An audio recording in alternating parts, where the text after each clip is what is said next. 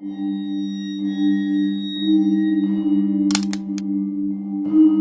sound of a branch snapping under the weight of the man's boots echoed throughout the quiet forest.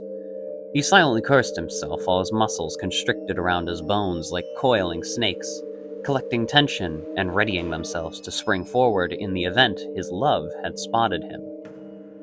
Thankfully, she hadn't. The pale light that shone from the full moon down into the forest clearing revealed a young woman. She wore the clothing of a city dweller. They were nice enough. A wrinkled t-shirt, jeans that had been slightly stained at the knees long ago by some unknown liquid, shoes that once could have been fit for nobility, now visibly worn by the passage of time and incessant use. But oh, her beautiful hair. Bright gray as the starlight, it flowed elegantly down her back like an ethereal waterfall. She was just as perfect as when he met her, all those years ago. She had begun to look around, showing that she had, in fact, heard the branch he stepped on snap. Her face was contorted with a look of anxiety, but the trees surrounding the clearing had cloaked the man in a black, impenetrable coat that hid him from her nervous gaze. She grew visibly frightened as she continued to look at the darkness surrounding her, trying to see what had caused the sudden crunching noise, but to no avail. The man thanked whatever was watching over him as he slowly reached into his pocket, where a thin silver blade made its home. Muscles still tense with energy and anticipation. Tonight would finally be the night. They could finally be together. He was briefly consumed by his thoughts, but the sound of something snapping brought him back to the present moment. It had come from the clearing. The woman abruptly stopped, freezing in place like a deer that had been caught in the headlights. She slowly tilted her head down to look at the grass beneath her feet.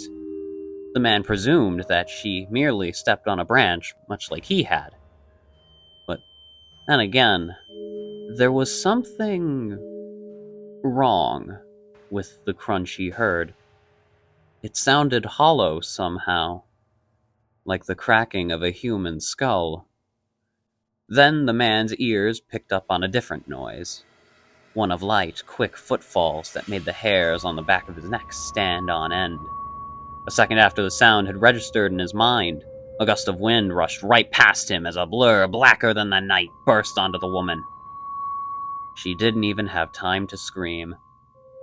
A massive creature tackled her to the ground and started to tear into her flesh. The sounds of muscle and bone being torn asunder were terribly clear as the woman thrashed under the thing. She tried to scream, but all that came out was a desperate croaking as her blood ran from the newly made wounds onto the grass. However, in her desperate struggle, she managed to elbow the creature, knocking off balance for a brief moment, giving the man a decent look at part of its face. It had the look of a large wolf, a long snout with teeth that gleamed in the light like freshly made daggers, stained and dripping with the woman's blood. But he couldn't get a good look at its eyes.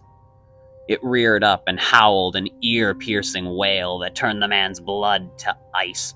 Her struggle mercifully ceased as it bit down on her once more, and a sickening snap echoed out from the scene as it snapped her neck. She went limp, leaving the beast free to feast. The man was only able to get a good look at its back now, its gnarled fur outlining several scars of what seemed to be claw and bite marks, products of other beasts it had, no doubt, claimed and devoured. He shakily released his grip on the knife and made his hand retreat from his pocket, the tension in his muscles now working against him as he shook with a newly found fear that he could be this beast's next victim. It's unfortunate that he didn't know there was another branch directly behind his right leg. The very same leg he used to take his one shaky step back with. A step that had all the anxious tension and full weight of a man who had just come face to face with his own mortality, which created a sound that made his heart sink and caused the creature to abruptly cease its feast and twist its head towards him. Its eyes, they were as pale as the full moon.